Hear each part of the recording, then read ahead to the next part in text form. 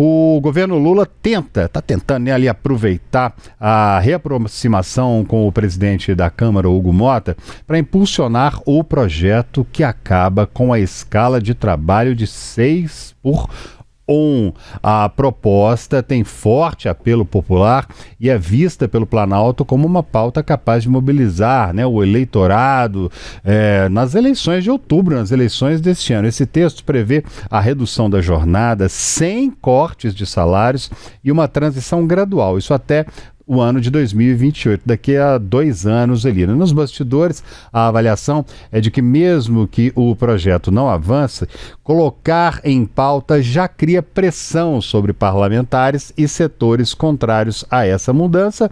Vamos junto com a Lulandinha aqui, esse tema vai virar um dos principais embates entre governo e oposição agora em 2026, né, Lu? Porque já se vem falando muito nisso aí, até pouco tempo atrás se dizia que era inviável, impossível, não teria jeito de acontecer, mas a gente tem exemplos de outros momentos na história do país, né, em benefícios para os trabalhadores. A gente fala em 13º, em férias, a gente fala em licença maternidade, que hoje é de 6 meses, agora ampliaram também a licença paternidade. Tudo isso, até ser colocado em prática e a população, os governantes, os empresários se acostumarem, parecia tudo isso impossível. No entanto, acabou acontecendo e estamos aí funcionando, a coisa está andando. No caso agora da escala 6x1, fim da escala 6x1, esse ano também vai ser um ano do PT e as forças contrárias aí à direita baterem nessa tecla, né, Lu?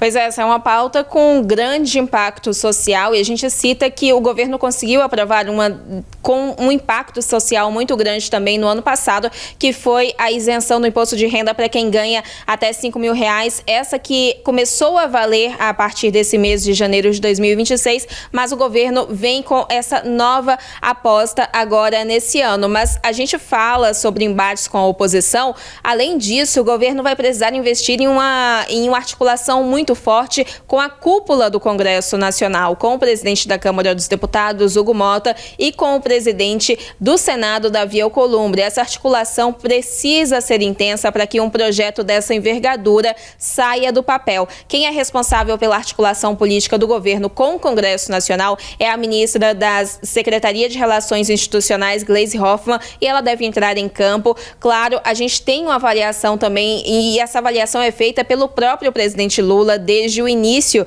desse governo, desse Lula 3, de que o próprio petista também precisa entrar em campo para conseguir tirar essas pautas que têm um maior impacto e são mais difíceis do papel. A gente coloca essa pauta da escala 6x1 nesse mesmo campo. O tema é declarado como uma das prioridades do governo, isso é dito pelo ministro da Secretaria-Geral da Presidência da República, Guilherme Boulos, ele que tomou posse no ano passado justamente para avançar nesses temas de mais impacto social no governo Lula, nessa gestão do Palácio do Planalto. Mas a gente tem um fato nisso, a gente está entrando em um ano eleitoral, em um ano em que o Congresso Nacional funciona de forma reduzida por conta das eleições marcadas para outubro. A intenção, como acontece em todo ano de eleições, é esgotar os temas necessários até o mês de julho, no primeiro semestre legislativo. E quando a gente fala de semestre legislativo, a gente fala dos meses de fevereiro, que é quando os parlamentares voltam do recesso, até o mês de julho, quando começa ali no meio do mês de julho, esse recesso menor de meio de ano. Então esse é o período em anos eleitorais que o Congresso dedica para esgotar essas pautas que estão pendentes. E a partir de agosto, na volta do recesso, o Congresso, tanto a Câmara dos Deputados quanto o Senado, as duas casas do Congresso Nacional, elas começam a ficar mais esvaziadas por conta do início da campanha eleitoral, essa campanha que começa justamente no mês de agosto. No mês de outubro, os eleitores vão às urnas e somente ali mais para o final, a segunda quinzena ali de novembro, o Congresso começa a retornar, porque em dezembro o orçamento precisa estar aprovado. Então a gente tem também essa dificuldade de um esvaziamento maior do Congresso Nacional. A aposta maior é que essa pauta da escala 6x1 não vai sair sair do papel nesse ano de 2026 por conta dessas dificuldades e por conta de uma aprovação recente de outra pauta dessa envergadura, que é essa questão do imposto de renda que a gente falou agora. Mas, claro, o governo segue insistindo, é sim uma das apostas, e a gente lembra que tudo indica que o presidente Lula vai retornar às urnas para tentar um quarto mandato à frente do Palácio do Planalto, mas que ele depende do voto dos eleitores. Ele precisa vencer para levar outras pautas do governo dele para anos seguintes. Então, essa segue sim sendo uma aposta para esse ano, mas com esse porém de Lula, sabendo que para levar essa pauta para outros anos precisa vencer nas urnas, mas sabendo que há um Congresso esvaziado nesse ano e que também levar pautas de muitos que a oposição vai jogar muito em campo ali pode não ser interessante também nesse campo eleitoral. Tudo vai depender de muita articulação. Articulação, como a gente disse, vai contar também com a presença forte do Palácio do Planalto, tanto publicamente ali com a ministra Gleisi Hoffmann, mas também nos bastidores pelo presidente Lula diretamente com a cúpula do Congresso, Hugo Mota e Davi Alcolumbre. É isso aí, Lu. E olha, e você que está nos acompanhando aí, hein? Você é a favor do fim da escala 6x1? O que você acha? Você está assistindo aí, você trabalha 6 dias por semana, folga um dia. E se mudar, trabalhar 5 dias por semana e folgar 2 dias? Será que é uma boa? O que você acha dessa ideia? A ideia que o governo está tendo aí para poder alavancar a aprovação, né, do governo Lula, tentar essa reeleição nesse ano, e está na nossa enquete aqui, ó. Dá uma olhadinha aí, vota, você que está nos assistindo e nos acompanhando aí. Olha lá, ó, tem um pessoal assistindo a gente aqui, vota aí.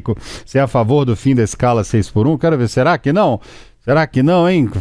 Trabalhar 6 dias e folgar 1 ou trabalhar 5 dias e folgar 2? Pois é possível que isso venha acontecer. Mas a Lu falou ali agora que é pouco provável que essa pauta entre mesmo neste ano. Se não entrar neste ano e ficar para o ano que vem, vai ficar nas mãos de quem for reeleito, no caso do Lula, ou eleito durante as eleições. Será que vai tocar essa barca para frente, vai tocar essa bola para frente, ou vai deixar um pano quente ali para essa história morrer? Não sei, hein? Se a população resolver mesmo pedir, os políticos tendem a escutar as reivindicações do povo. Agora são 7h47. Inclusive hoje o presidente Lula se encontrou, mudando um pouco de assunto, com a presidente da Comissão Europeia, que é a Ursula von der Leyen. Esse encontro aconteceu no Rio de Janeiro, ali no Rio de Janeiro. Eles falaram sobre a assinatura do acordo de livre comércio entre o Mercosul e a União Europeia, que deve ser assinado amanhã no Paraguai. Falando deve, gente, porque isso já tem 25 anos de negociações, hein? Essa história começou 25 anos atrás. Lula, que é um dos principais defensores do tratado, disse que o entendimento entre os dois blocos é muito bom, sobretudo para o mundo democrático e para o multilateralismo. Foram mais de 25 anos de sofrimento e tentativa de um acordo. Amanhã, em Assunção, a União Europeia e o Mercosul farão história ao criar uma das maiores áreas de livre comércio do mundo, reunindo cerca de 720 milhões de pessoas e um produto interno bruto de 22 trilhões de dólares. Essa é uma parceria baseada no multilateralismo. Reafirmamos nosso pleno respeito a todos os pactos internacionais que assumimos nas Nações Unidas e na Organização Mundial do Comércio. Contemplamos compromissos com o meio ambiente e o enfrentamento à mudança do clima, com os direitos dos povos indígenas, com os direitos dos trabalhadores e com a igualdade de gênero. A liberalização e a abertura comerciais só fazem sentido se forem capazes de promover o desenvolvimento sustentável e reduzir as desigualdades. Estamos ampliando oportunidades comerciais e de investimentos sem comprometer o papel do Estado em áreas como saúde, desenvolvimento industrial, inovação e agricultura familiar. Gente, nesse mesmo discurso, o presidente também falou sobre a expectativa de novos acordos internacionais. Meus amigos e minhas amigas, em meu terceiro mandato, o Mercosul concluiu 3 importantes acordos comerciais com a União Europeia, com o EFTA e com Singapura. Continuaremos trabalhando para abrir mais mercados e para construir novas parcerias no mundo todo, em particular com o Canadá, México, Vietnã, Japão e China. Essa também seria a tônica da minha visita ao Panamá no final deste mês, para participar do Fórum Econômico Internacional da América Latina e Caribe. Pois é, já von der Leyen elogiou o que chamou de poder de cooperação e da abertura dos mercados.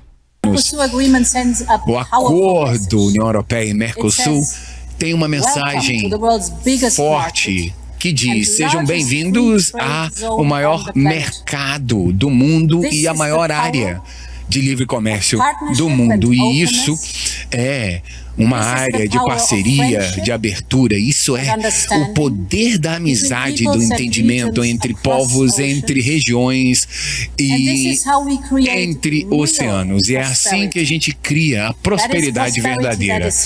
É a prosperidade que é compartilhada, porque nós concordamos que o comércio internacional não é um jogo de 0 a 0, pois a gente realmente concorda que todo mundo deve se beneficiar com novos empregos em ambos os lados, maiores oportunidades para o setor empresarial dos dois lados. Nós queremos um mundo que opere em confiança, em trabalho de equipe, essa ambição da Europa, e eu sei que também é a ambição do senhor.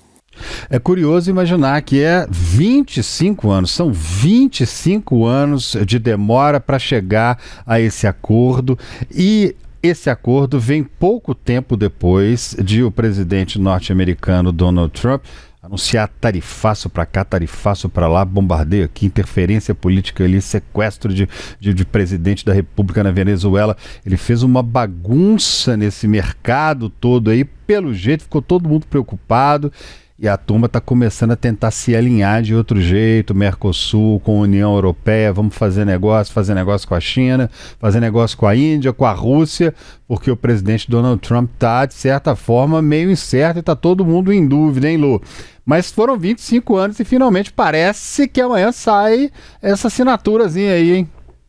25 anos, essa assinatura sai amanhã em uma agenda oficial no Paraguai, mas que a gente não vai ter a presença do presidente Lula. Ele que fez esse gesto hoje com a presidente da Comissão Europeia em uma agenda no Rio de Janeiro. Lula vai ser o único líder dos países do Mercosul que não vai participar da assinatura desse acordo de livre comércio. No lugar dele, o Brasil vai ser representado pelo ministro das Relações Exteriores, Mauro Vieira, que é o chanceler brasileiro, cuida dessa parte da diplomacia brasileira. Há uma expectativa ainda do governo brasileiro de que esse acordo seja aprovado pelo Congresso Nacional aqui do Brasil ainda no primeiro semestre, para que todos os termos entrem em vigor ainda em 2026. Essa é uma expectativa declarada, inclusive, pelo vice-presidente Geraldo Alckmin, que também é ministro da Indústria, Comércio e Serviços e toca esse assunto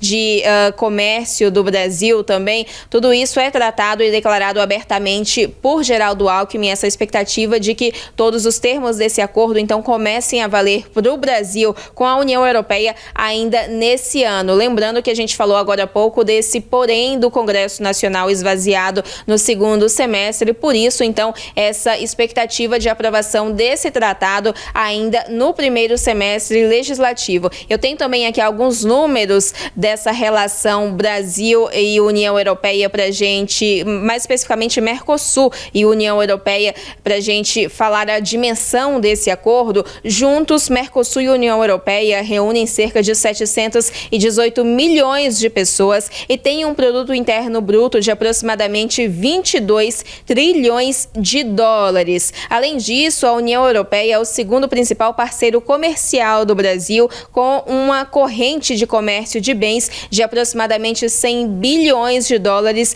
em 2025. Esses números, então, devem mudar e representar um aumento com o início desse acordo entre Mercosul e União Europeia.